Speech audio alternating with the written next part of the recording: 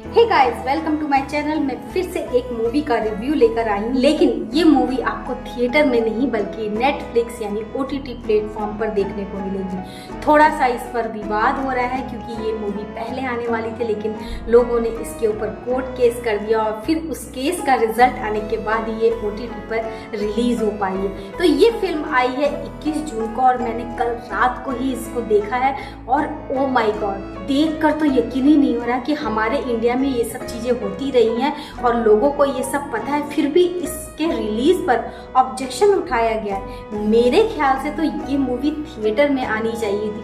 तो इस मूवी के बारे में ही बात करेंगे, सस्पेंस कुछ खोलती हूँ। इस मूवी का नाम है महाराज, जो कि आमिर खान के बेटे जुनैद खान का डेब्यू है इस फिल्म में और बहुत कुछ रियल दिखाया गया है। यानी एक पूरी फिल्मी रियल स्टोरी पर, एक इतिहास में जो एक विवादास्पद केस हुआ था उसके ऊपर बेस है।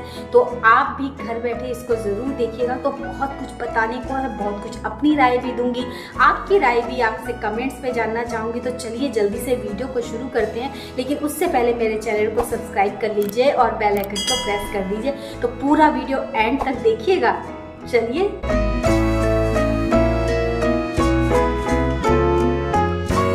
Maharaj, based on a real-life historical court case, a bold journalist questions a reverted leader's immoral behavior। यानी कि ऐसी बच्चे की कहानी जो ऐसे पे तर्क हमेशा करता है जिसके पीछे कोई लॉजिक नहीं है, केवल परंपराओं, केवल धारणाओं या धर्म के आधार पर ऐसे काम किए जाते हैं, उनके ऊपर सवाल उठाने वाला। और यही बड़ा होकर एक जर्नलिस्ट बनता है और एक ऐसे महाराज, एक ऐसे धर्म गुरु के खिलाफ आवाज़ उठाता है जिसके लिए कोई बोलने की हिम्मत भी नहीं कर सकता, क्योंकि अंधभक्ति इतनी ज़्यादा थी लोगों के बीच में कि वो जो बोलते थे वो माना जाता था। फिल्म में तो ये भी दिखाया गया कि उनको प्रसाद दिया जाता था ताकि वो जूठा करके अपने मुंह से वापस निकालें और फिर सारे प्रसाद में उसको मिलाकर भक्तजनों में बांटा जाता था। और ऐसी ऐसी चीज़ें दिखाई गई है जो सच में देख कर ही शर्म आती है कि हमारा समाज इतना अंधा है, इतना भोला है कि वो कोई भी अनैतिक बात को भी इसलिए मान लेता है क्योंकि वो धर्म गुरु बता रहे हैं। और बहुत सी यातनाओं का भी सामना करना पड़ता है, उसे मानहानि का दावे का सामना करना पड़ता है, उसकी प्रेस जला दी जाती है, उसको घर से निकाल दिया जाता है, तरह तरह के लांछन लगते हैं। लेकिन जब कुछ अच्छे लोग साथ देने वाले होते हैं तो सच्चाई की जीत होती है। यही इस फिल्म में भी दिखाया गया है। चाहे कितना ही बड़ा धर्म गुरु क्यों ना हो, जब बात बुराई की आती है और अच्छाई की आती है तो अच्छाई ही जीतती है। यह फिल्म विद्रोही पत्रकार करसन दास मूल जी, जिन्होंने ये कोर्ट केस लड़ा था, जिनका जन्म हुआ था 25 जुलाई 1832 में। फिल्म का बेहतरीन डायरेक्शन किया है मल्होत्रा पी सिद्धार्थ ने।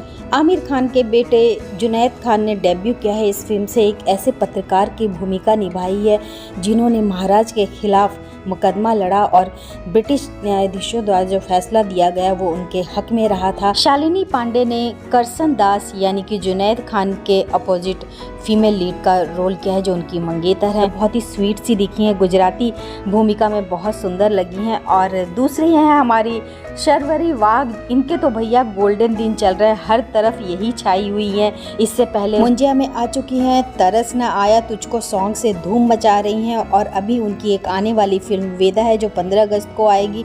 तो अब इस फिल्म में भी उन्होंने एक गुजराती लड़की की भूमिका निभाई है जो करसन दास का पूरा साथ देती है, काफ़ी अच्छी लगी। अब धर्म गुरु महाराज जिसके बारे में ये फिल्म है, उसकी भूमिका किसने निभाई है ये सस्पेंस खोलती हूँ। जयदीप अहलावत हैं इस भूमिका में और बिल्कुल परफेक्ट फिट बैठे हैं।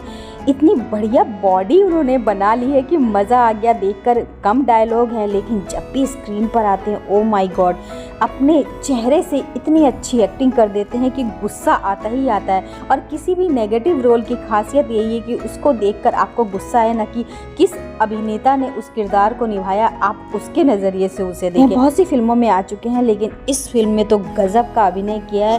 पूरी फिल्म की तारीफ अगर कोई ले गया है तो वो है जयदीप अहलावत। महाराज की नेटफ्लिक्स पर रिलीज को कानूनी चुनौतियों का भी सामना करना पड़ा है। गुजरात हाई कोर्ट ने 13 जून को याचिका के बाद अगले दिन रिलीज होने से रोक लगा दी। अदालत ने मामले की सुनवाई 18 जून तय की थी और अब जबकि रोक हट गई है, अदालत ने रिलीज होने के लिए परमिशन दे दी है। तो ये फिल्म बिना किसी प्रमोशन के, बिना किसी प्रोपेगेंडा के हमारे सामने आ गई। फिल्म की कहानी इतनी अच्छी है कि इसमें सॉन्ग्स की जगह नहीं थी, ना होते तो भी चलता, पर 2 हीरोइन हैं तो 2 सॉन्ग उनके लिए रखे गए हैं। और एक भक्ति सॉन्ग है जिसे सोनू निगम ने गाया है और दिल को छूने वाला सॉन्ग है। तो देखा आपने, फिल्म रियल स्टोरी पर है। हमारे इतिहास में ऐसी चीजें होती रही हैं सदियों से। देवदासी की परंपरा तो हम सब ने बचपन से ही सुनी हुई है कि ये परंपरा रही है, और सिर्फ हिंदू धर्म में ही नहीं, सब धर्मों में इस तरह की कुछ न कुछ परंपराएं रही हैं जहाँ पर औरतों की इज्जत को पैरों तले रौंदा जाता है और धर्म के नाम पर उनकी इज्जत का इतना माहौल उड़ाया जाता है। जब बात औरतों की इज्जत की आती है तो शर्म सी महसूस होती है कि ये वही समाज है जो औरतों को पर्दे में रखना चाहता है, अपने घर की इज्जत रहता है। लेकिन बात जब समाज की आती है, धर्म की आती है, तो कितनी आसानी से वो गुरुओं को परोस दी जाती हैं। तो इसी सच्चाई पर ये फिल्म बेस्ड थी और एक एक सीन को देखते हुए बहुत गुस्सा आ रहा था। पुराने समय की क्या बात करूं, आज के समय में भी ये सब होता आ रहा है। आप धर्म गुरुओं के नाम तो सुनते ही हैं, आए दिन उनके बारे में खबरें आती हैं। मैं किसी गुरु का नाम नहीं लूंगी क्योंकि बहुत से उनके जानने वाले, उनके प्रति श्रद्धा रखने वाले श्रद्धालु हैं, तो मैं उनकी भावनाओं को ठेस नहीं पहुंचाना चाहती। लेकिन आप सब अच्छे तरीके से जानते हैं कि ऐसे धर्म गुरु होते रहे हैं और आगे भी होते रहेंगे, क्योंकि जनता तो अंधी है। उन्हें तो बस एक इंसान को भगवान की तरफ पूजना है और उन्हें इस तरह सर माथे पर बिठाना है कि उनकी गलतियां भी नजरअंदाज कर देते हैं। बहुत कुछ जेल के अंदर भी है, लेकिन सच्चाई से पर्दा हटाने के लिए ये फिल्म एक सबक हो सकती है। एक्टिंग के मामले में जुनैद थोड़े से फीके जरूर पड़े हैं, डेब्यू के हिसाब से उनकी एक्टिंग नहीं है, लेकिन ये कहूँ कि एक लीग से हटकर फिल्म करने का दम भी होना चाहिए, इतनी हिम्मत होनी चाहिए।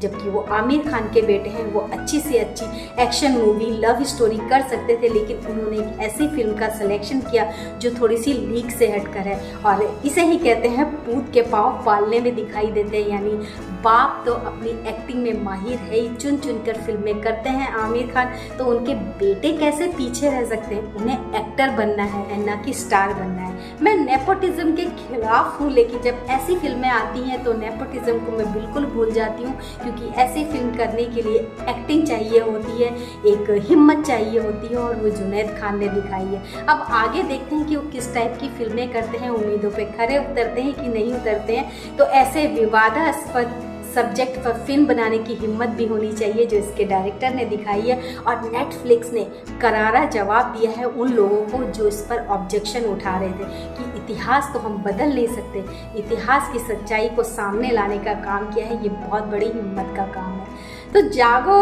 लोगो जागो, पुरानी परंपराएं सदियों से रही हैं, लेकिन अब ज़रूरत है उसको तोड़कर बाहर निकलने की, ऐसे धर्म गुरुओं के ऊपर से अपना अंधा विश्वास हटाने की और आंखें खोलकर देखने की कि वो आपके घर की बहू, बेटियों, बहनों पर कितनी गलत नज़र डालते हैं और किस तरह उनकी इज्जत से खिलवाड़ करते हैं। तो ये फिल्म ऐसी ही बातों की तरफ इशारा करती है और मुझे लगता है कि इस फिल्म को OTT के बजाय थिएटर में रिलीज होना चाहिए था। ये फिल्म OTT पे बाद में आती, लेकिन पहले थिएटर में आती तो शायद और ज़्यादा बड़े दर्शकों तक पहुंच पाती। यानी गांव के वो लोग जो ऐसे अंधविश्वासों में घिरे होते हैं, उनके घर में मॉडर्न TV नहीं है जहां पर वो OTT पर फिल्में देख सकें, वो थिएटर में जाकर जरूर देख सकते थे। तो ऐसे दर्शक इन फिल्मों को देखने से महरूम रह गए हैं, क्योंकि OTT पे हर कोई नहीं देख सकता।